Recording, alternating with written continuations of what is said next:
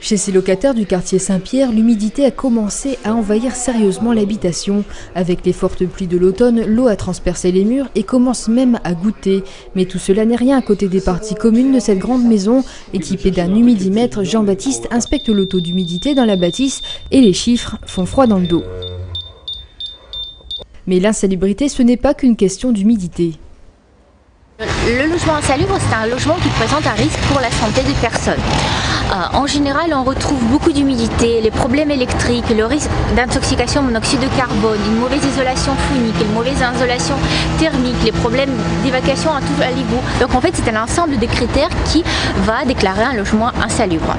À chaque signalement, les services de la ville viennent inspecter les lieux. Une enquête est menée et peut aboutir à une déclaration d'insalubrité. Dans ce cas, le propriétaire doit faire des travaux dans la mesure où ceux-ci sont réalisables. Sinon, le relogement sera préconisé, y compris pour les locataires.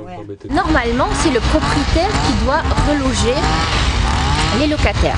Mais parfois, ce n'est pas le cas, ou bien le propriétaire est défaillant.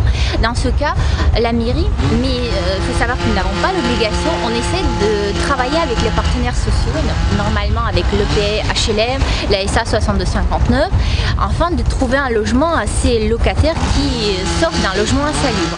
Relativement peu d'habitations doivent être scellées à Calais. De manière générale, des travaux suffisent à réhabiliter le logement. Des aides existent pour aider les propriétaires à rénover leur domicile. Plus d'informations sur www.ana.fr.